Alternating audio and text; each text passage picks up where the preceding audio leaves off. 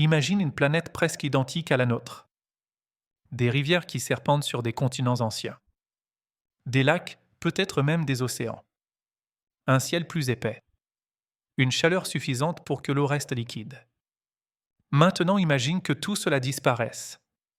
Non pas en un jour, mais lentement, silencieusement, irrémédiablement. Bienvenue sur Mars.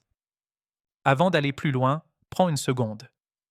Si tu aimes les grandes questions, celles qui bousculent ce que l'on croit savoir sur l'univers, alors cette chaîne est faite pour toi. Ici, on ne consomme pas la science, on la questionne. Et à la fin de cette vidéo, je te poserai une question simple mais vertigineuse. Une question à laquelle tu devras répondre dans les commentaires parce qu'elle concerne autant Mars que notre avenir sur Terre. Mars n'a pas toujours été la planète rouge, froide et désertique que nous connaissons aujourd'hui. Il y a plus de 4 milliards d'années, Mars était une planète active, géologiquement vivante, protégée, humide et surtout prometteuse. Les images envoyées par les sondes de la NASA ne laissent plus aucun doute. Des lits de rivières fossilisées, des deltas, des minéraux qui ne peuvent se former qu'en présence prolongée d'eau liquide. Mars avait un cycle de l'eau. Mars avait une atmosphère dense. Mars ressemblait à la Terre primitive. Alors une question s'impose immédiatement, pourquoi Mars est-elle morte alors que la Terre a survécu? Pour comprendre l'échec de Mars, il faut parler de quelque chose d'invisible, mais absolument fondamental, le champ magnétique. La Terre possède un noyau interne en fusion, riche en fer et en nickel, qui génère un puissant champ magnétique. Ce bouclier invisible protège notre planète du vent solaire, un flux incessant de particules chargées émises par le Soleil. Sans ce bouclier, notre atmosphère serait lentement arrachée, molécule par molécule. Mars, elle, avait aussi un noyau chaud. Elle avait aussi un champ magnétique. Mais quelque chose s'est brisé. À cause de sa taille plus petite, Mars s'est refroidi beaucoup plus vite que la Terre. Son noyau s'est figé. Le champ magnétique s'est effondré. Et à partir de cet instant, Mars était condamné. Sans protection, le vent solaire a commencé son travail. Lent, constant, implacable. L'atmosphère martienne a été soufflée dans l'espace. La pression a chuté. L'eau liquide ne pouvait plus exister en surface.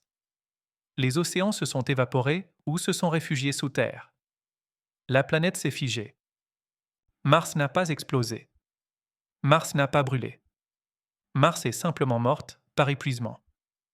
Les missions Curiosity et Perseverance ont confirmé une chose troublante, Mars n'est pas seulement une planète qui a eu de l'eau. Mars est une planète qui a eu les conditions chimiques favorables à la vie. Des molécules organiques complexes ont été détectées. Des variations de méthane, parfois saisonnières, ont été observées. Des environnements anciens qui auraient pu abriter des micro-organismes.